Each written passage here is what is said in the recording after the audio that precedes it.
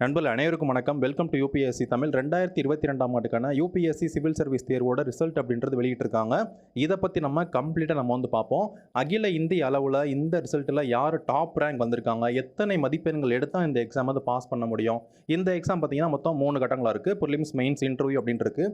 ஒவ்வொரு கட்டங்களையும் எத்தனை மதிப்பெண்கள் வாங்கணும் இதை பற்றி நம்ம வந்து பார்ப்போம். அதுக்கடுத்து இந்த எக்ஸாமில் டாப் ரேங்க் வாங்கினவங்க என்ன சொல்கிறாங்க, அவங்க எக்ஸ்பீரியன்ஸில் அவங்க என்ன சொல்கிறாங்க, அதையும் பற்றி நம்ம வந்து பார்ப்போம். 2022ஆம் ஆண்டு ஆல் இண்டியா லெவலில் முதலிடத்தை பிடிக்கிறாங்க இஷிதா கிஷோர் அப்படிங்கிறவங்க. ஏஐஆர் 1 யூபிஎஸ்சி சிவில் சர்வீஸ் தேர்வில் 2022க்கு இவங்க தான் வந்திருக்காங்க. இவங்களுடைய ப்ரிப்பரேஷன் ஸ்ட்ராட்டஜி என்ன சொல்கிறாங்க மாணவர்களுக்கு அப்படின்னு பார்த்தீங்கன்னா, இந்த எக்ஸாம் பொறுத்த வரைக்கும் ஒரு டிசிப்ளின் அப்படின்றது வேணும். ஒரு டிசிப்ளின், அதுக்கடுத்து சின்சியரிட்டி அப்படின்றது இந்த ப்ரிப்பரேஷனில் வந்து கண்டிப்பாக வந்து வேணும் அப்படின்னு சொல்கிறாங்க. யூபிஎஸ்சி படிக்கிறதே ஒரு பெரிய டிசிஷன் தான், big decision. UPSC civil service தேர்வுக்கு படிக்கிறதே, இதை வந்து எடுக்கிறதே பிக் டிசிஷன் அப்படின்னு சொல்கிறாங்க.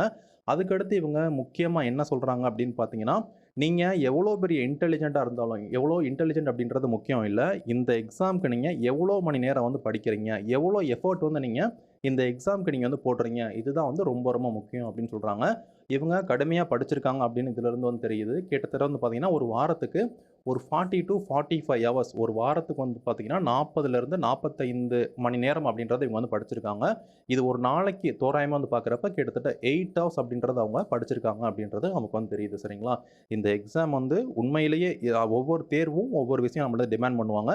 சிவில் சர்வீஸ் தேர்வு அப்படின்றது ரொம்ப, இந்த சிலபஸ் அப்படின்றது ரொம்ப பெரிய சிலபஸ். நிச்சயமாக நம்ம இதுக்கான ஒர்க் அப்படின்றத நம்ம கொடுத்து தான் ஆகணும். இதுக்கான எஃபோர்ட் நம்ம போட்டு தான் ஆகணும்.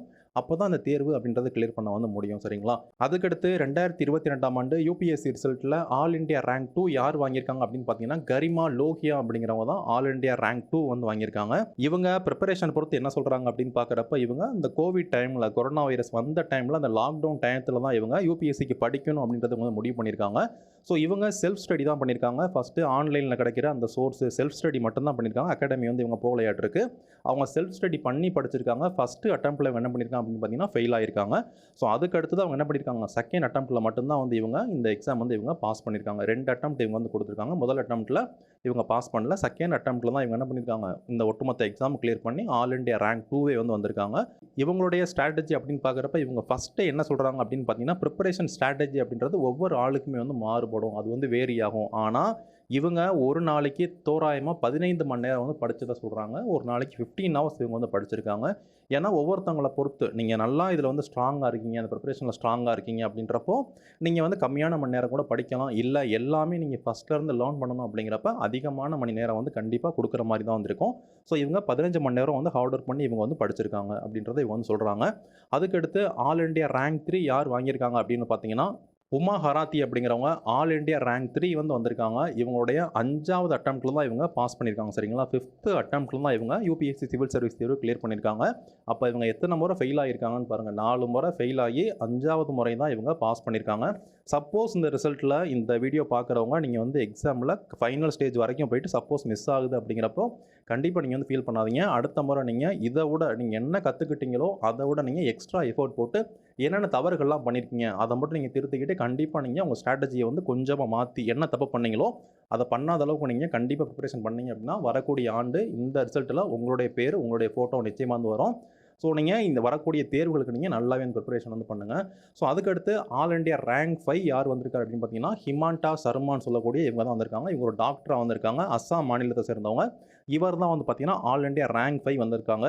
இந்த ரிசல்ட்டை பொறுத்த வரைக்கும் மொத்தம் ஃபஸ்ட்டு 10 ரேங்க்கில் 4 பேர் வந்து பார்த்தீங்கன்னா, ஃபஸ்ட்டு 4 பேர் வந்து பெண்களாக இருக்காங்க.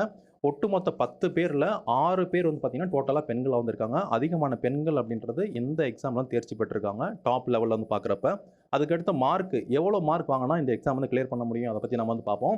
யூபிஎஸ்சி சிவில் சர்வீஸ் தேர்வு மொத்தம் வந்து 3 கட்டங்கள் வந்து நடக்குது. ஒன்று ப்ரிலிம்ஸ், இன்னொன்று மெயின்ஸ், இன்னொன்று இன்டர்வியூன்னு சொல்லக்கூடிய 3 ஸ்டேஜஸ் வந்து நடக்குது. ஃபஸ்ட்டு நீங்கள் ப்ரிலிம்ஸ் எக்ஸாம் எழுதணும். இந்த எக்ஸாம் பாஸ் பண்ணிங்கன்னா அடுத்து மெயின்ஸ்ன்னு சொல்லக்கூடிய இந்த ஸ்டேஜுக்கு வந்து போக முடியும். மெயின்ஸ் நீங்கள் கிளியர் பண்ணிங்கன்னா அடுத்து சொல்லக்கூடிய இன்டர்வியூன்னு சொல்லக்கூடிய இந்த ஸ்டேஜுக்கு நீங்கள் போவீங்க. சரிங்களா? இந்த மதிப்பெண்கள் பொறுத்த வரைக்கும் உங்களுடைய ப்ரிலிம்ஸ் மதிப்பெண்கள் ஃபைனல் ரேங்கிங்க்கு எடுத்துக்க மாட்டாங்க.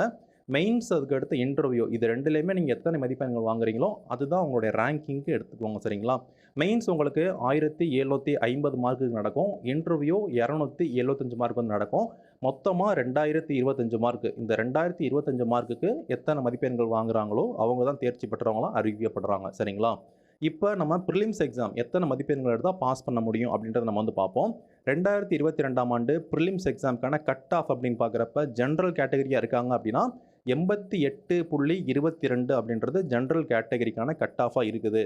ஓபிசி கேட்டகரியாக இருக்கீங்க அப்படிங்கிறப்ப 87.54 அப்படிங்கிறது அந்த ஓபிசி கேட்டகரிக்கான கட் ஆஃபாக வந்திருக்கு. அதுக்கடுத்து இடபிள்யூஎஸ்ன்னு சொல்லக்கூடிய எக்கனாமிக்கலி வீக்கர் செக்ஷனாக இருக்கீங்க அப்படிங்கிறப்ப 82.33 அப்படிங்கிறது ப்ரிலிம்ஸ் தேர்வுக்கான கட் ஆஃபாக இருக்குது. சரிங்களா? அதுக்கடுத்து எஸ்சி மாணவர்களாக இருக்கீங்க அப்படிங்கிறப்ப 74.08, எஸ்டி மாணவர்களாக இருக்கீங்க அப்படிங்கிறப்ப 69.35. இதுதான் ஓவரால் கட் ஆஃபாக இதுக்கு வந்து இருக்குது. மொத்த மதிப்பெண்கள் இந்த மார்க்லாம் எத்தனைக்கு அப்படின்னு கேட்டிங்கன்னா 200 மார்க்குக்கு. 200க்கு நீங்கள் ஓசியாக இருந்து 88.22 எடுத்தால் போதும். அதே மாதிரி ஓபிசி அதுக்கடுத்து ஒவ்வொரு கேட்டகரிக்கு நீங்கள் இத்தனை மதிப்பெண்கள் நீங்கள் எடுக்கணும். சரிங்களா? 200க்கு இத்தனை மதிப்பெண்கள் எடுத்தாவே போதும், இந்த எக்ஸாம் நீங்கள் கிளியர் பண்ணிடலாம். அதுக்கடுத்து மெயின்ஸ் எக்ஸாம். மெயின்ஸ் எக்ஸாமில் எத்தனை மார்க் நீங்கள் எடுக்கணும் அப்படின்னு பார்க்குறப்ப 1750க்கு. சரிங்களா? ஒட்டு மொத்தமாக 1750 மார்க்கு. இந்த மதிப்பெண்களுக்கு நீங்கள் ஜென்ரல் கேட்டகரியாக இருக்கீங்க அப்படிங்கிறப்ப நீங்கள் 748 மார்க் எடுக்கணும். அப்போ தான் நீங்கள் பாஸ் ஆவீங்க. அதுக்கடுத்து எக்கனாமிக்கலி வீக்கர் செக்ஷனாக இருக்கவங்க 715 மார்க் வந்து எடுக்கணும். அதுக்கடுத்து ஓபிசியாக இருக்கவங்க 714 மார்க் வந்து எடுக்கணும். எஸ்சி கேட்டகரியாக இருக்கவங்க 699 மதிப்பெண்கள் அப்படின்றத எடுக்கணும். எஸ்டி கேட்டகரியாக இருக்கவங்க 706 மதிப்பெண்கள் அப்படின்றத எடுக்கணும். ஒட்டுமொத்தமாக வந்து பார்க்குறப்ப 1750 மதிப்பெண்களுக்கு. சரிங்களா?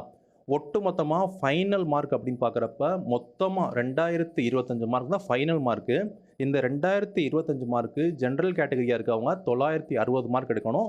இந்த மார்க் எடுத்தீங்கன்னா நீங்கள் இந்த எக்ஸாம் கிளியர் பண்ணிடுவீங்க. ஓபிசியாக இருக்கவங்க 923 மார்க், குறைஞ்சபட்சம் நீங்கள் எந்த மார்க் வந்து எடுத்துருக்கணும். இடபிள்யூஎஸ்ஸாக இருக்கவங்க 926 மார்க். அதுக்கடுத்து எஸ்டி மாணவர்களாக இருக்கவங்க 900 மார்க்கு. எஸ்சி மாணவர்களாக இருக்கவங்க 893 மார்க். சரிங்களா? இதுதான் வந்து ஓவரால் கட் ஆஃப். இதெல்லாம் மாற்றுத்திறனாளி மாணவர்களுக்கும் தனிப்பட்ட கட் ஆஃப் அப்படின்றது இருக்குது. அவங்க கேட்டகரி வைஸ் கட் ஆஃப் அப்படின்றது இருக்குது.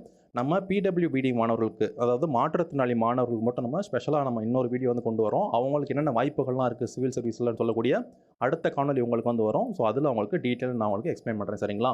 அப்போ ஒட்டுமொத்த கட் ஆஃப் அப்படின்னு பார்க்குறப்ப 2025 மார்க். இந்த மார்க்குக்கு நீங்கள் இந்த மதிப்பெண்கள் வாங்கினீங்க அப்படின்னா வந்து போதும், நீங்கள் வந்து கிளியர் பண்ணிடலாம். சரிங்களா? அப்போ பாதிக்கும் கம்மி, அவ்வளோதான் கட் ஆஃப் அப்படின்றது இருக்குது. இந்த தேர்வு அப்படின்றது ஒரு நம்ம 10th 12th காலேஜ் எக்ஸாம் அந்த மாதிரிலாம் வந்து கிடையாது. நீங்கள் எந்த அளவுக்கு இதில் வந்து லேர்ன் பண்ணிக்கிறீங்க, இந்த சிலபஸை நம்ம எப்படி நம்ம கம்ப்ளீட் பண்ணுறோம் அதை பொறுத்து வந்து இருக்குது. யூபிஎஸ்சி நம்மள்ட்ட என்ன டிமாண்ட் பண்ணுறாங்க, அதை நம்ம எப்படி வளர்த்துக்கிறது, நம்மளுடைய பர்சனாலிட்டி முக்கியமாக வந்து பார்த்தீங்கன்னா இந்த எக்ஸாமுக்கு நீங்கள் வந்து உண்மையாக படிக்கிறீங்க அப்படிங்கிறப்ப உங்கள் ஆளுமை அப்படின்றது உண்மையாலுமே வந்து கூடும். ஸோ இந்த எக்ஸாமுக்கு நீங்கள் நல்லா வந்து படிங்க. இந்த தேர்வில் சப்போஸ் உங்களுக்கு மிஸ் ஆயிடுச்சு அப்படின்னாலுமே கூட நீங்கள் இன்னுமே நல்லா நீங்கள் வந்து படிங்க. வரக்கூடிய ரிசல்ட்டில் நிச்சயமாக உங்களுடைய பெயர் அப்படின்றது கண்டிப்பாக வந்து இருக்கும். இந்த வீடியோவில் சொன்ன prelims exam, mains exam, interview பற்றி நம்ம எல்லாமே நம்ம சேனலில் வந்து போட்டிருக்கோம். நம்ம வீடியோஸ் நீங்கள் வந்து பாருங்கள். எல்லாத்துக்குமான கைடன்ஸ் உங்களுக்கு எல்லாமே வந்து இருக்குது. நீங்கள் வந்து செக் பண்ணிக்கோங்க. இந்த மார்க்லாம் நீங்கள் எடுக்கிறீங்க அப்படிங்கிறப்ப நீங்கள் என்னென்ன வேலைகளுக்கெல்லாம் போக முடியும் அப்படின்னு பார்த்தீங்கன்னா, உங்களால் இந்தியன் அட்மினிஸ்ட்ரேட்டிவ் சர்வீஸ்னு சொல்லக்கூடிய ஐஏஎஸ் இந்த வேலைக்கு போக முடியும். இந்தியன் போலீஸ் சர்வீஸ்னு சொல்லக்கூடிய ஐபிஎஸ் இந்திய காவல் பணி இந்த வேலைக்கு போக முடியும். இந்தியன் ஃபாரின் சர்வீஸ்னு சொல்லக்கூடிய இந்திய வெளியுறவு பணி, அயல்நாட்டு பணி, இல்லைனா வந்து வெளியுறவு பணி இந்த வேலைக்கு உங்களால் வந்து போக முடியும். இந்தியன் ரெவன்யூ சர்வீஸ் இந்த வேலைக்கும் உங்களால் வந்து போக முடியும். இதெல்லாம் வந்து பார்த்திங்கன்னா முக்கியமான பணிகளாக வந்து இருக்குது. நீங்கள் நல்லா டாப் ரேங்க் வாங்கிட்டீங்க அப்படிங்கிறப்ப இந்த போஸ்டிங்க்கு வந்து போக முடியும். இது மட்டும் இல்லாமல் இன்னும் நிறைய போஸ்டிங் கிட்டத்தட்ட ஒரு 21 வகையான வேலைகள் அப்படின்றது இந்த சர்வீஸ்க்கு கீழே வந்து இருக்குது. இந்த எல்லா வேலைகளும் உங்களால் போக முடியும். ஐஆர்எம்எஸ்ன்னு சொல்லக்கூடிய Indian railway management service, audit account service, civil account service, corporate law service, இந்த மாதிரி நிறைய வேலைகள் வந்து இருக்குது. இது எல்லாமே வந்து பார்த்திங்கன்னா ஒரு மாவட்ட அளவில் ஒரு முக்கியமான வேலைகளாக தான் வந்து இருக்கும். ஸோ இந்த எக்ஸாமுக்கு நீங்கள் குறிப்பிட்ட காலம் கொடுத்து படிக்கிறீங்க அப்படிங்கிறப்ப நிச்சயமாக ஒர்த்து. இந்த எக்ஸாம் நீங்கள் கிளியர் பண்ணிட்டீங்க அப்படின்னா நம்ம உங்களால் சேவையும் பண்ண முடியும், ப்ளஸ் நிறைய பெனிஃபிட் அப்படின்றதும் உங்களுக்குமே வந்து இருக்குது. ஸோ அந்த எக்ஸாமுக்கு நீங்கள் நல்லா வந்து படிங்க. உங்களுக்கு ஏதாவது சந்தேகங்கள் இருக்குது அப்படின்னு நீங்கள் சொல்லுங்கள். இன்ஸ்டாகிராமில் நம்ம பேஜை நீங்கள் கண்டிப்பாக ஃபாலோ பண்ணிக்கோங்க. யூபிஎஸ்சின்னு டைப் பண்ணி ஒரு புள்ளி வச்சு தமிழ் அப்படின்னு போட்டிங்கன்னா இன்ஸ்டாகிராமில் நம்ம பேஜ் வந்து வரும். கண்டிப்பாக நீங்கள் ஃபாலோ பண்ணிக்கோங்க.